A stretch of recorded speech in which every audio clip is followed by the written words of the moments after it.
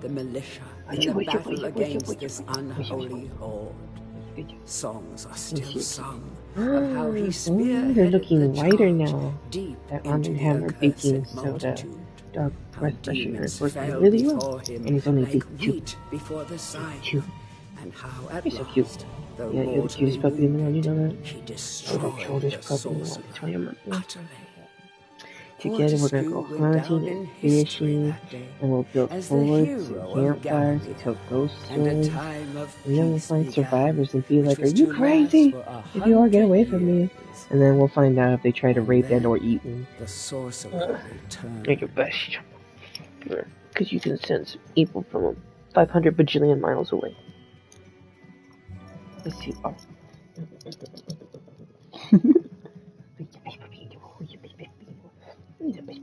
Yes, you are spunky. Yes, you are spunky. Why are you spunky? Because you look like spunky from Marco's Modern Nightclub for hitting your spunky. Yes, you do. Yes, you do.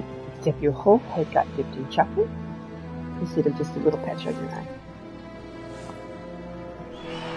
You also kind of remind me of Wishbone, except you have black instead of brown fur. I used to love Wishbone with the confusion around it. So soft. Oh, yeah, I'm playing this game. Who's your good puppy? Oh my gosh, you're a good puppy. Yes, you're a good puppy. Yes, you're a good puppy. You're so soft. You're so soft. Oh yeah. Oh, hee. That's funny. Oh. That's Scooter. Oh my god, it's a wizard, he's evil. Got a big old thing right here on his chin, look at him. Wow, that guy's got a pointy ass chin. You know what that chin reminds me of? The dragon god from Demon Souls. And after you pin down his arms, you just go punch on his little chin. He's like, I'm a chin. Why you hitting my chin, you horse? And then I go to be because you're evil.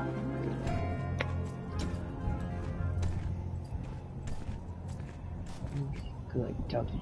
Who's your good doggy? Who's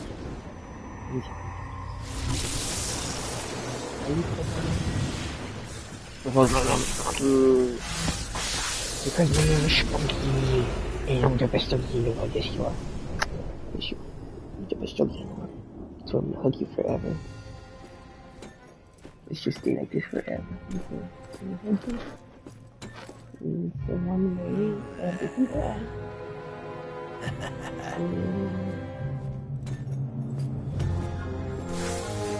I'm just gonna hug you forever.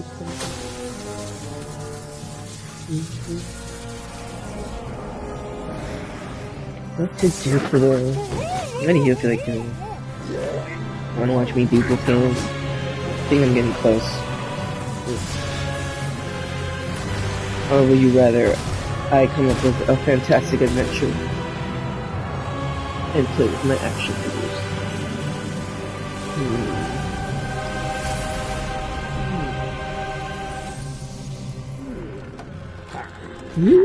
I like doing this to your face, it's funny. Oh, okay, just paint your cheeks. Paint your cheeks. Ooh. Good dog. Look at this.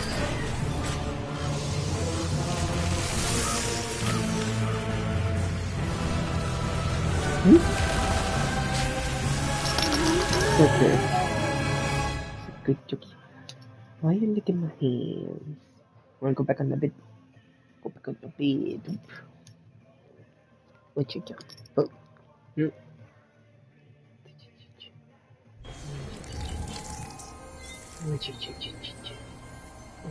Oh yeah, let me straighten up my chair.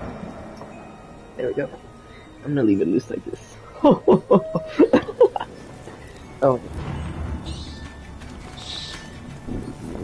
Boom. Wear some new pajamas tonight. Take the sandals off.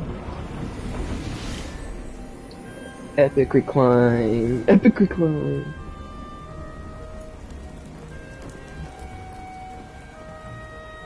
Load my game, please.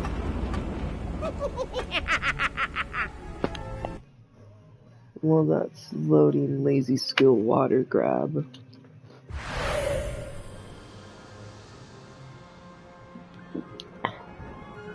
Trying to remember if I needed help or not.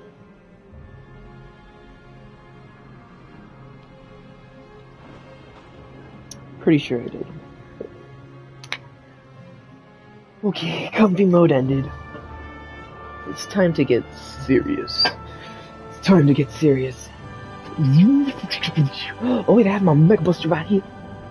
Because I'm left-handed. Well, I can hold the sword and a gun either way, but primarily I am left-handed.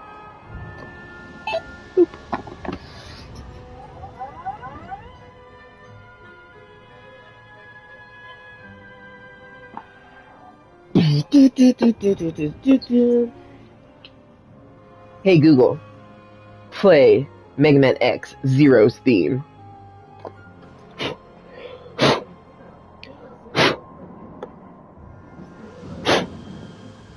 Super Smash. I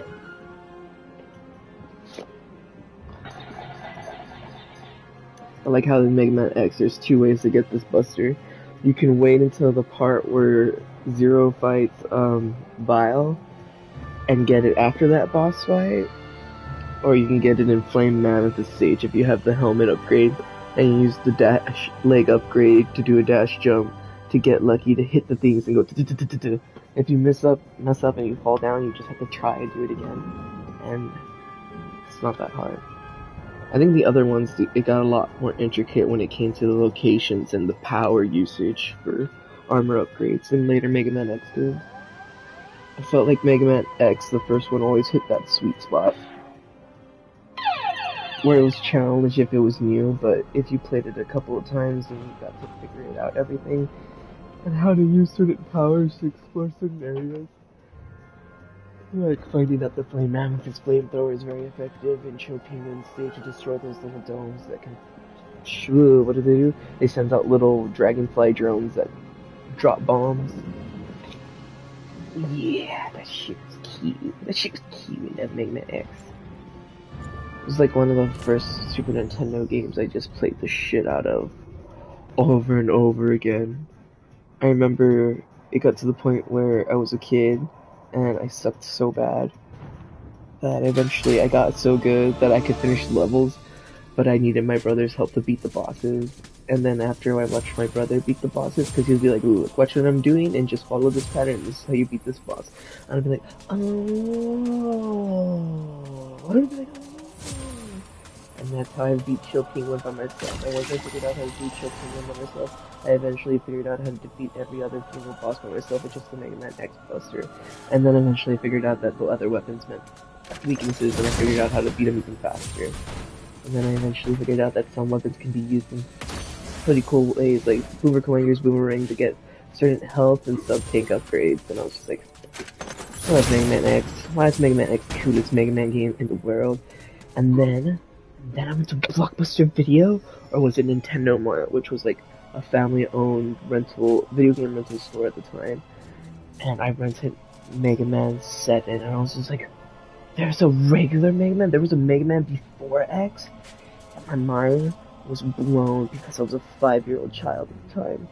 And I was just like, if Mega Man X is like my brother's age, or like a teenager or a preteen, and Mega Man's like a little kid and a robot, because for some reason I didn't understand that Mega Man was a robot. I honestly thought he was a kid that just henshined into like this little blue armored superhero. I was just like, Mega Man's a kid and he can save the world, and I can be a little kid and save the world. And I was just like, justice! Oh my justice and everlasting peace. And then I think, come age 13, I go to Busey's flea market, which is like between San Antonio and New Braunfels. And what did they have? They had a flea market, and I found this family, and I guess like the little girl was selling her NES system, and I was just like, what? An NES system? In this great condition? No way! And I'm like, how much? And they're like, oh, how much on you? And she was just like, I don't know, how much should I sell it for?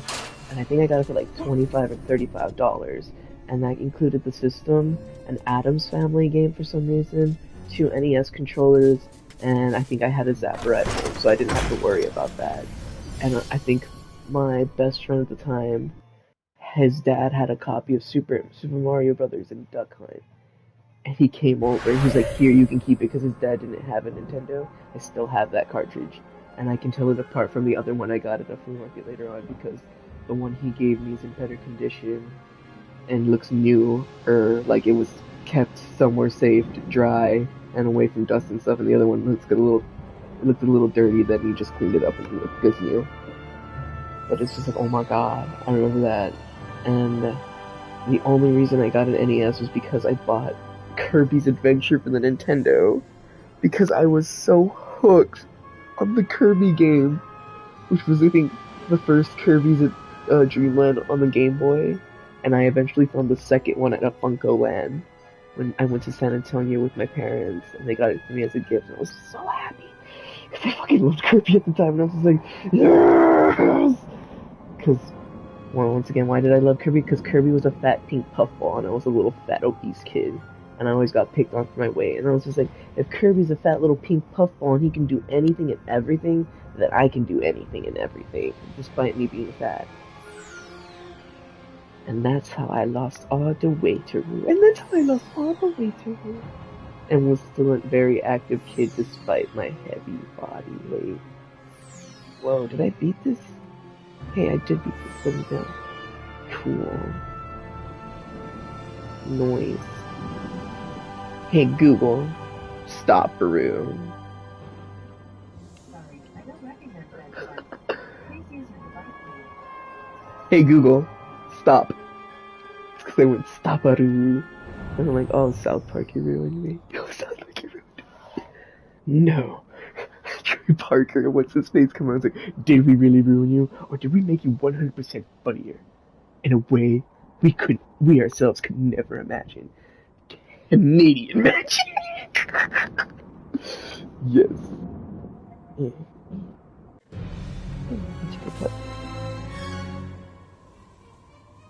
I'm like, give me the soft pets.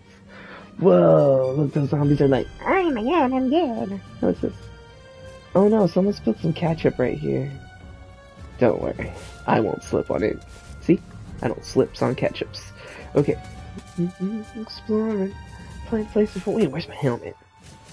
Speaking of helmet, where's that cool dragon's helmet? Built to scale. Oh, that's funny, but doesn't it kill me slowly?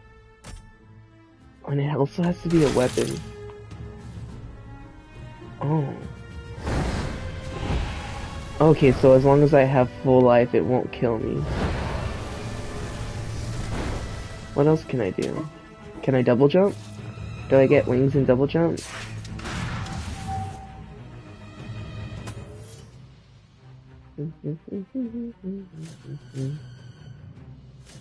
See, no, I still like the magic sword, because you never know when you need a magic sword, because magic swords are cool. This for shits and giggles, because why not? And this for shits and giggles. Curse. Wait, what? Curse. Your enemies are now more likely to... Wait! This makes the game harder... No wonder I wasn't dying as fast when I took it off. She turned to normal. Are now more deadly.